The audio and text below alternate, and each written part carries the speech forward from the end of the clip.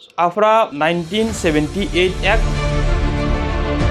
धारा 3 ये कहती है किसी प्रकार का प्रलोभन, किसी प्रकार का बल, किसी प्रकार का लोभ का उपयोग आप धर्मांतरण के लिए नहीं करेंगे। इसमें डरने वाली कोई बात ही नहीं है। अगर कुछ ऐसे व्यक्ति हैं कथाकथित जिनको लगता है कि सरकार ये कानून गलत तरीके से लागू कर रही है, ये कानून असंवैधानिक, भाई माननीय उच्च न्यायालय ने जो आदेश किया है आप उसके खिलाफ सुप्रीम कोर्ट जा सकते हैं।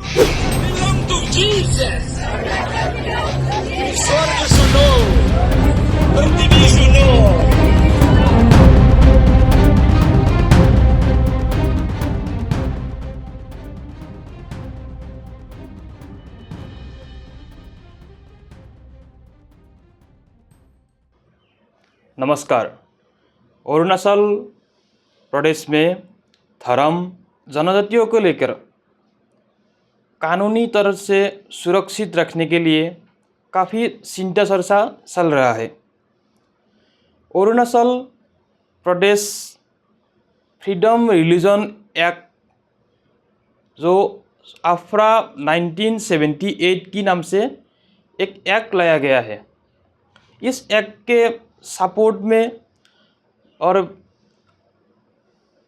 अपोज में इस एक्ट का विपक्ष पक्ष को लेकर काफ़ी चिंता चर्चा भी हुआ है।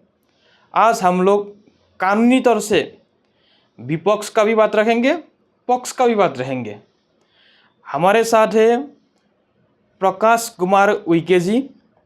उइके जी पूर्व जिला न्यायाधीश रह चुके हैं और साथ में देश के सभी जनजातीय मामलों के सलाहकार भी है। हमारे इस प्लेटफॉर्म में आपको स्वागत है। नमस्कार, मैं प्रकाश कुमार उइके और आपके इस प्लेटफॉर्म से जुड़ के मुझे बड़ी प्रसन्नता हुई और आपका बहुत बहुत धन्यवाद प्रेषित करता हूँ। साथ ही जितने भी हमारे सुनने वाले जो साथी हैं मैं उनको भी बहुत बहुत नमस्कार। तो सर, मेरा पहला सवाल है, जो आफ्रा 1978 फ्रीडम रिलीजन एक्ट बना हुआ है, इसका रूल संवैधानिक है या गैर संवैधानिक है? ये बड़ा चर्चा का विषय बना है कि जो अरुणाचल प्रदेश धार्मिक अधिनियम स्वतंत्रता अधिनियम जो बना हुआ है, क्या ये संवैधानिक है या नहीं। अब ये संवैधानिक है अथवा नहीं है, इसको देखना है तो हमको बाबा साहब द्वारा जो संविधान बनाया गया है उसके आर्टिकल 25 पे जाने की आवश्यकता है।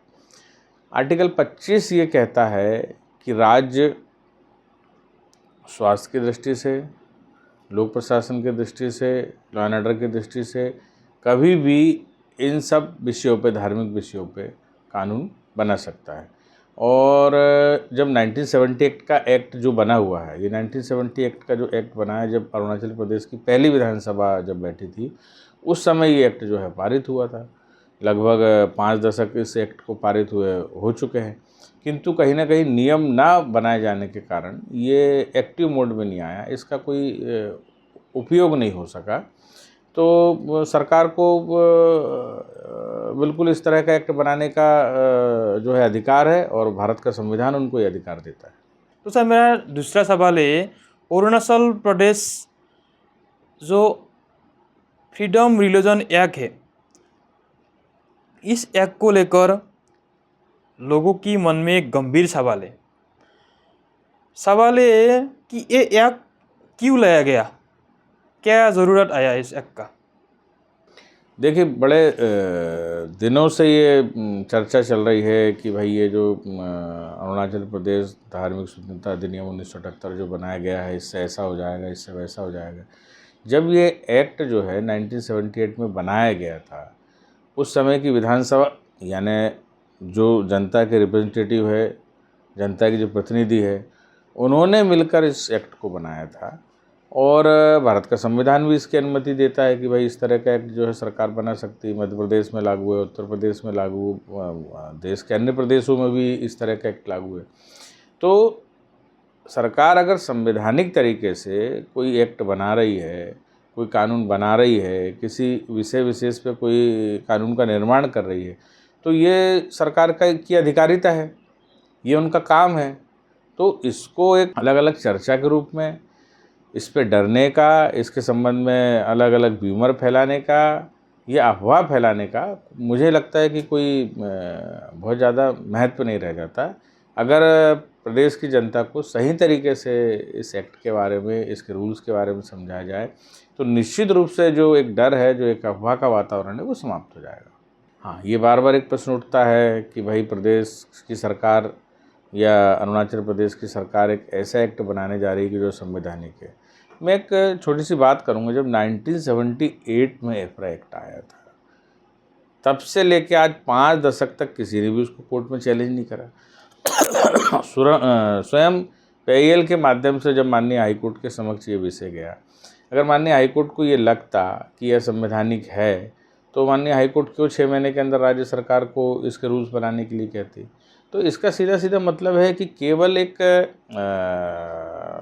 विशेष क्षेत्र के लोग या विशेष संप्रदाय के लोग या लोगों का इस एक्ट को नहीं समझ पाना या उस एक्ट के संबंध में जो है उनका जो है बहुत अच्छा व्यू क्लियर नहीं होने के कारण वो इसका विरोध कर रहे हैं, जबकि इस एक्ट को कहीं से भी असंवैधानिक नहीं कहा जा सकता। माननीय उच्च न्यायालय भी इस संबंध में बोल चुका है और 1978 से ये एक्ट जो है वो प्रभावशील है, किंतु रूल्स बनाना उसमें छूट गए थे, जिसके कारण इसका प्रभावी क्रियान्वयन नहीं हो सका। 1978 से लेकर अभी तक इस एक्ट के ऊपर कोई FIR किया है क्या? फास्ट रजिस्ट्रेशन किया है क्या? देखिए, 1978 का जो एक्ट है, मैंने उसको पूरा देखा, बहुत बड़ा एक्ट नहीं कि धारा 3 ये बोलती है कि कोई व्यक्ति बल के द्वारा, कोई व्यक्ति किसी को प्रलोभन या छल के द्वारा या किसी प्रकार के दबाव या लोभ के कारण या किसी ऐसी बहुमूल्य वस्तु उसको देकर उसका जो मूल धर्म है उस धर्म से उसको अन्य धर्म में परिवर्तित करता है, तो धारा 4 के अंतर्गत उसमें 2 साल की सज़ा का प्रावधान है। धारा 5 ये कहती है कि अगर आप कोई ऐसा कार्यक्रम आयोजित कर रहे हैं जहाँ बड़ी संख्या में लोगों को एक धर्म से दूसरे धर्म या विश्वास में परिवर्तित कर रहे हैं, तो उसकी सूचना आपको वहाँ की जो DC है उसको देनी चाहिए। तो अगर सरकार को ये जानना है कि भाई कितने लोग धर्मांतरित हो रहे हैं, क्या ऐसा कोई आयोजन हो रहा है, तो ऐसा करना कोई असंवैधानिक तो है नहीं। सरकार ऐसे कानून बना सकती है, और जो व्यक्ति बल से, जो व्यक्ति झूठ और फरेब से, जो व्यक्ति लोभ से अगर धर्मांतरण नहीं करा रहा है तो उसको किसी प्रकार से डरने की आवश्यकता ही नहीं। अब जहाँ तक इसके क्रियान्वयन की बात है कि अभी क्या आवश्यकता पड़ी, तो 1978 में जब एक्ट बनाया गया तो एक वहीं के जो विधायक थे बंकिम जी, उन्होंने इसका विरोध किया था। नागालैंड की विधानसभा ने इसका विरोध किया था। इसके अलावा एक क्रिश्चियन मंच का गठन किया गया था केवल इस बात के लिए कि हमको इस एक्ट का विरोध करना है। तो कोई अगर राज्य शासन कोई संवैधानिक दायरे में संविधान के प्रावधान के अनुरूप कोई कानून बना रही है और वो कानून ऐसा है कि कहीं पर भी उसमें ऐसी कोई एक्ट नहीं है, ऐसी कोई धारा नहीं है जो संविधान की चीज़ों का उल्लंघन करती हो, तो ऐसी चीज़ का विरोध करना, ना सिर्फ इस एक्ट का विरोध करना बल्कि इस देश में जो बाबा साहब ने जो हमारा संविधान लागू किया है उस संविधान के विरोध करने के बराबर है, मुझे ऐसा लगता है। इस एक्ट को 1978 से लेकर कोई ज़रूरत नहीं था, लोगों ने ज़रूरत फील नहीं किया। अभी इस एक्ट का क्या ऐसा ज़रूरत आया कि प्रोटेस्ट भी होने लगा, गांव-गांव लोगों को भी जागरूक करने लगा? इस एक्ट का ज़रूरत क्या है? देखिए, निरंतर जब 1978 से ये एक्ट लागू हुआ तो निरंतर इसके रूल्स बनाने की, इसको क्रियान्वयन करने की निरंतर मांग चलती रही। कहीं ना कहीं राजनीतिक इच्छा शक्ति की कमी के कारण या उस समय का जो भी राजनीतिक परिदृश्य हुआ हो, उन लोगों के कारण इसको लागू नहीं किया गया। लेकिन आज अगर हम पूरे देश में हमारे जनजातीय समाज की आस्था, रूढ़ी रिवाज, भारत का संविधान हमारे जनजातीय समाज को ये अधिकार देता है कि आपको अपनी आस्था मानने का पूर्ण अधिकार है, आपको अपने रिचुअल्स मानने का पूर्ण अधिकार है, आपको अपनी परंपराओं का पालन करने का पूर्ण अधिकार है, आपको अपनी जो स्वयं की भाषा, उस भाषा लैंग्वेज को संरक्षित करने का पूर्ण अधिकार है। तो ऐसा जो अधिकार हमारे जनजातीय समाज को दिया गया है और हमारा जनजातीय समाज अपने रिचुअल्स, अपनी परंपरा, अपनी जड़ों को बचाने के लिए अगर इस चीज़ की मांग करता है और राज्य सरकार उस पर कोई कानून बनाती है, तो मुझे नहीं लगता कि किसी प्रकार के कानून का या संविधान के प्रावधानों का दुरुपयोग किया जा रहा है। हर व्यक्ति को इस देश में अपने जो है धर्म को मानने का, अपनी आस्था को मानने का पूर्ण अधिकार है। तो हमारा जनजातीय समाज जिसकी आस्थाएं, परंपराएं हजारों हजार साल पुरानी हैं, तो क्या उसको ऐसा संरक्षण नहीं मिलना चाहिए? जो लोग विरोध कर रहे हैं, क्या उनको ये नहीं लगता कि हमारे जनजातीय समाज की परंपराओं को संरक्षित करने की आवश्यकता है? इस एक्ट को लेकर स्टेट गवर्नमेंट, अरुणाचल प्रदेश का सीएम, अरुणाचल प्रदेश का होम मिनिस्टर ने भी काफ़ी बातें किया है, काफ़ी चर्चा भी किया है, इसके ऊपर काफ़ी भाषण भी रखा हुआ है। तो मेरा सवाल ये है कि क्या स्टेट गवर्नमेंट को ये रूल बनाने का हक है? बिल्कुल बिल्कुल बिल्कुल स्टेट गवर्नमेंट जब सेक्शन बना है, जब पूरा एक्ट बना है, तो उसके रूल बना सकते हैं ताकि उसको किस तरह से लागू किया जाए, किस तरह से क्रियान्वित किया जाए, ये राज्य सरकार का अधिकार है। और राज्य सरकार इस पर, ऐसा लगता है कि माननीय हाईकोर्ट के आदेश के पालन में ये काम कर रही है।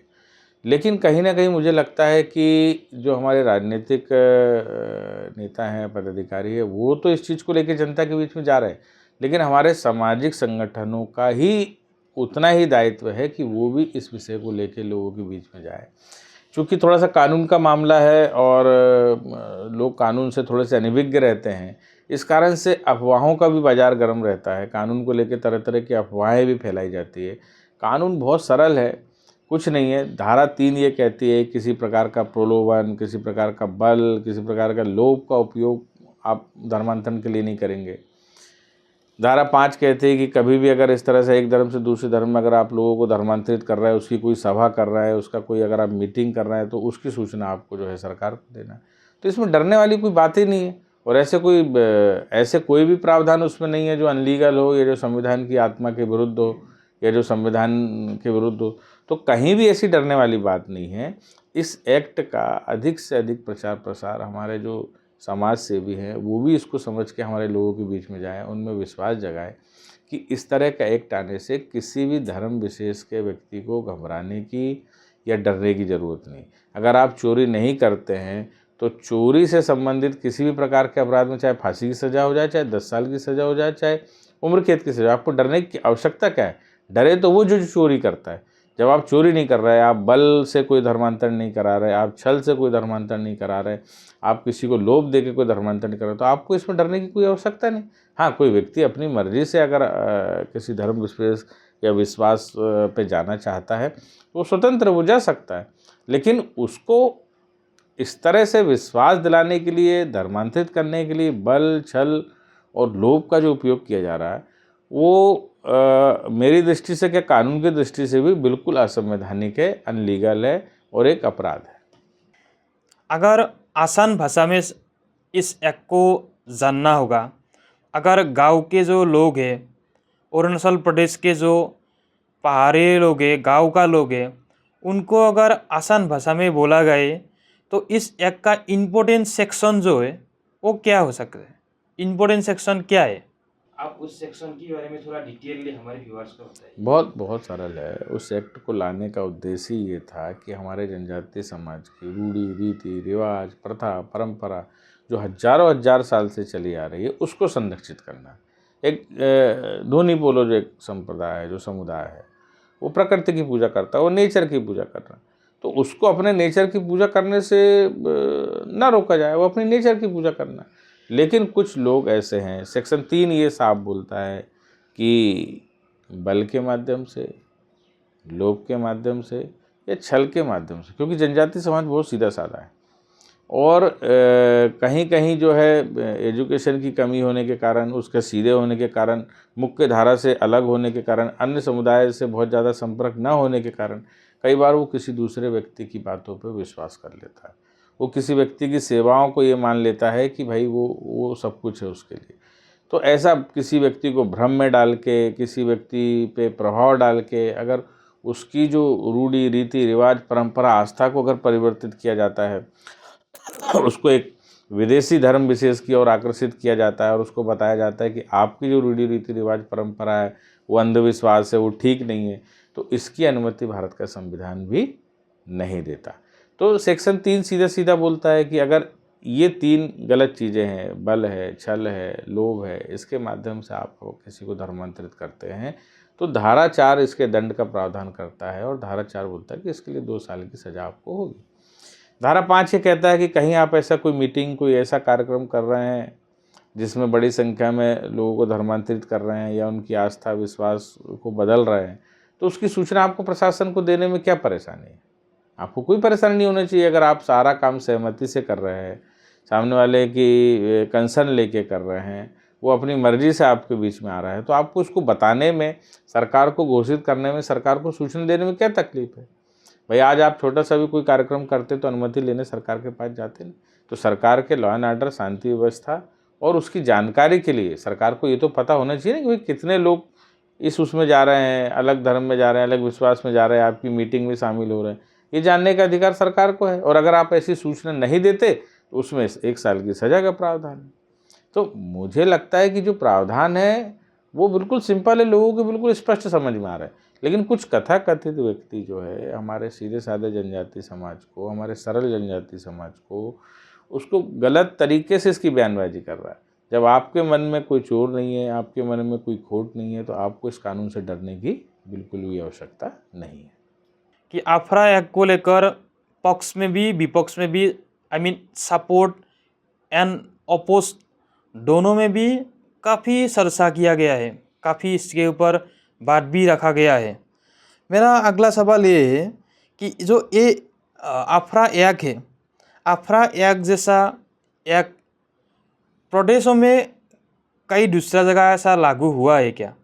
देखिए, मैं कोई ना तो इस एक्ट का बहुत बड़ा सपोर्टर हूँ, ना इसकी कोई बुराई करता हूँ और मैं बड़ा संतुलित रूप से एक बात करूँगा कि आर्टिकल 25 राज्य सरकार को ये अधिकार देता है कि इस विषय में वो कानून बना सकती है।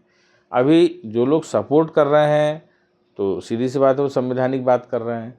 जो लोग इसका अपोज कर रहे हैं उसके 2 कारण हो सकते हैं कि या तो उनके मन में खोट है, वो गलत तरीके से धर्मांतरण कराना चाहते हैं, या उनको इस एक्ट के बारे में बहुत अच्छी जानकारी नहीं है। तो एक्ट की जानकारी नहीं है तो राज्य सरकार के माध्यम से, हमारे राजनेताओं के माध्यम से, हमारे सामाजिक कार्यकर्ताओं के माध्यम से, जन जागरूकता के माध्यम से हम उन व्यक्ति को समझा सकते हैं कि इस एक्ट से डरने की कोई आवश्यकता नहीं। लेकिन जिसके मन में चोर है, जिसके मन में खोट है और वो इसलिए इसका विरोध कर रहा है कि भाई इस कानून के आने से हम छल के माध्यम से, बल के माध्यम से, लोभ के माध्यम से लोगों को धर्मांतरण नहीं कर पाएंगे, तो ये निश्चित रूप से वो असंवैधानिक कार्य कर रहा है, वो अपराध का कार्य कर रहा है।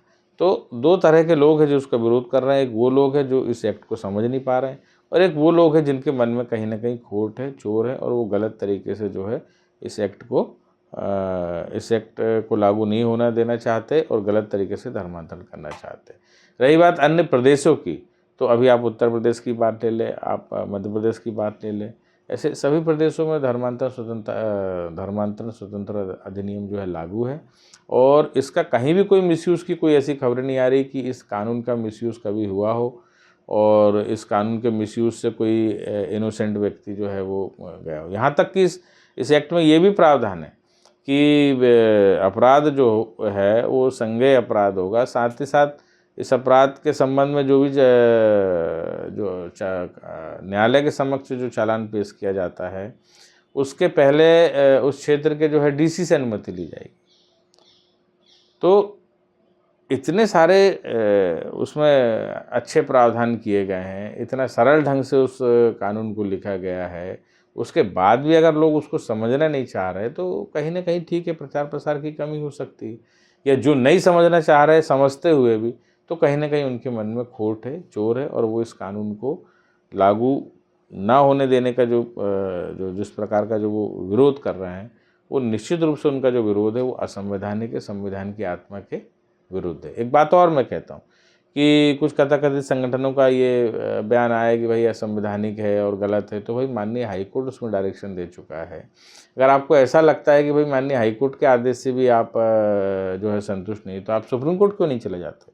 क्योंकि आपको पता है कि सुप्रीम कोर्ट भी वहाँ से यही डिसीजन देगा कि आर्टिकल 25 के अंतर्गत इस प्रकार का कानून जो है बनाना वैध है और राज्य सरकार को पूर्ण अधिकार है। जब उनको पता है कि कानूनी रूप से हम जीत नहीं सकते तो किसी प्रकार से हमारे भोले वाले जनजाति समाज या क्षेत्र के लोगों को गलत तरीके से बयानबाजी करके उनको उलझाया जा रहा है। पूरा एक्ट एक आम व्यक्ति भी उसको पढ़ ले तो एक आम व्यक्ति भी इस एक्ट को पढ़ के समझ सकता है। आवश्यकता है कि केवल इस एक्ट को सरलता से समझना और ये जानना कि एक सिंपल राज्य सरकार अनेकों कानून बनाती है और उसी तरीके से कानून ये भी है, इसके रूल्स बन जाएंगे। रूल्स बनने के बाद ये प्रभावी हो जाएगा। जो गलत लोग हैं, जो गलत तरीके से जनजाति की रूढ़ी रीति रिवाज विश्वासों को बुरा बता के किसी दूसरे धर्म में धर्मांतरित कर रहे हैं, लोभ का उपयोग कर रहे हैं, छल का उपयोग कर रहे हैं और बल का उपयोग कर रहे हैं, किसी व्यक्ति को दबाव में ला के ऐसा कर रहे हैं, तो उन लोगों को इस कानून से डरने की आवश्यकता है। और जो लोग सहज भाव से ये सारी चीज़ें कर रहे हैं, किसी व्यक्ति की मर्जी से हो रही, तो उसमें इस कानून में कहीं डरने की कोई आवश्यकता है ही नहीं। तो इस एक्ट में इतने अभी का टाइम पे इतने अलग अलग रिलीजन जो है ना प्रोटेस्ट भी किया है और काफ़ी इसका वीडियो भी वायरल हुआ है। तो क्या इस एक्ट लागू होने के बाद इस एक्ट की वजह से प्रोटेस्ट की शांति बिगड़ेगी? देखिए, इसमें कहीं शांति बिगाड़ने वाली बात नहीं है। शांति तो तब बिगड़ेगी जब लोग इस एक्ट की आत्मा को, इस एक्ट के कारण को ना समझें। लोगों के बीच में अगर ये हल्ला बता दिया जाए कि भाई कानून, इस तरह का कानून बना रही है सरकार, उस तरह का कानून बना रही है, उसमें जो अन्य समुदाय विशेष के लोग हैं उनके साथ अत्याचार होगा, वो जेल चले जाएंगे, तो ऐसी अनर्गल बात फैलाने वालों पे भी राज्य सरकार को तत्काल कार्रवाई करना चाहिए। जो गलत बयानी कर रहे हैं, जो लोगों को गलत तरीके से समझा रहे हैं। मेरा तो ये मानना है कि राज्य सरकार को और हमारे जो सामाजिक संगठन के लोग हो, उनको ऐसे लोगों के बीच में जाना चाहिए, इस एक्ट को पढ़ना चाहिए, इसके रूल्स के जो ड्राफ्ट राज्य सरकार कर रही है उस रूल्स के बारे में बताना चाहिए और लोगों को विश्वास में लेना चाहिए कि जिस प्रकार का एक माहौल और जिस प्रकार का एक डर कुछ कथाकथित लोगों ने बनाया है, या कुछ लोग जो अफवाहों के वशीभूत आके इस एक्ट का विरोध कर रहे हैं, उसके कारण है। अगर आप केवल शांति व्यवस्था की दुहाई देते तो अनेक ऐसी चीज़ें जिनके बारे में अफवाह फैला के जो अशांति फैलाई जा सकती, तो ऐसे राज्य सरकार में अशांति फैलाने वालों के विरुद्ध भी राज्य सरकार को कठोरता से कार्रवाई करना चाहिए।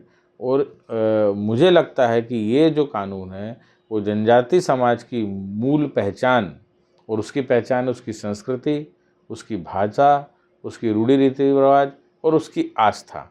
तो जितना भी हमारा अरुणाचल प्रदेश है जो विभिन्न प्रकार की जनजातियों से समृद्ध है, और उस जनजाति की पहचान, उसकी वेशभूषा, उसकी भाषा, उसका कल्चर, उसकी संस्कृति, उसका एक अलग प्रकार का जो एक आस्था विश्वास का जो तरीका है, वो इस देश की सबसे पुरातन संस्कृतियों में से एक है। और ऐसी संस्कृति को बचाने के लिए, ऐसे जनजाति समाज की पहचान को बचाने के लिए अगर कोई कानून लाया जा रहा है, तो मुझे लगता है ये कानून बिल्कुल स्वागत योग्य है। कानून तो है ही, केवल उसके रूल्स बनाए जा रहे हैं, और ऐसे रूल्स का मुझे लगता है कि प्रदेश के हर व्यक्ति को स्वागत करना चाहिए। हर उस व्यक्ति को इस कानून का स्वागत करना चाहिए जो प्रदेश में शांति चाहता है और प्रदेश की जनजाति की मूल पहचान को बचाना चाहता है। रिलीजियन का कोई भी प्रॉब्लम नहीं हुआ, तो वो लोग इसका विरोध में क्यों प्रोटेस्ट कर रहे हैं? प्रोटेस्ट का कोई प्रॉब्लम नहीं हुआ, तो इस एक्ट को लेकर इतने प्रोटेस्ट भी हुआ और लोग डरे क्यों हुए? मैं पहले भी आपको बताया हूँ कि दो प्रकार के लोग इसका विरोध कर रहे हैं। एक वो जो शायद एक्ट को ठीक से समझ नहीं पाए, उनको अफवाह या गलत बयानी या गलत तरीके से उस एक्ट के प्रावधानों के बारे में बताया गया। वो स्पष्ट रूप से अगर धारा 3 और धारा 5 का अध्ययन करें तो कहीं पर भी इस एक्ट के कोई भी प्रावधान असंवैधानिक नहीं है। आर्टिकल 25 राज्य सरकार को अनुमति देता है कि वह इस तरह का कानून बना सकती। दूसरे वो लोग हैं जो जानबूझ के इस एक्ट को लागू होने देना चाहते, जो छल से, जो बल से, जो लोभ से हमारे जनजाति समाज या अन्य आस्था रखने वाले व्यक्ति को धर्मांतरित करना चाहते हैं, तो ऐसे लोग उसका विरोध कर रहे हैं। तो अगर कोई चोरी करने वाला व्यक्ति है और वो ये विरोध करता है कि जो है चोरी के संबंध में जो सरकार कानून बना रही है वो कानून को हटा लिया जाए, तो किसी चोर के कहने से, किसी गलत व्यक्ति के कहने से सरकार अपनी कानून व्यवस्था में परिवर्तन कर दे या कोई कानून ना लाए, ऐसा तो हो ही नहीं सकता। तो राज्य सरकार जो भी कानून ला रही है वो इस देश के संविधान के प्रावधानों के अंतर्गत ला रही है।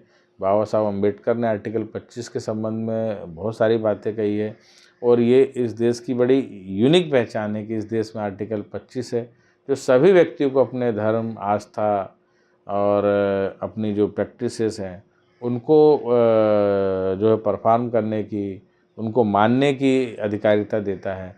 लेकिन ये अधिकारिता ऐसी नहीं है कि उसके कारण आप किसी दूसरे धर्म विशेष या दूसरे की आस्था का अपमान करो।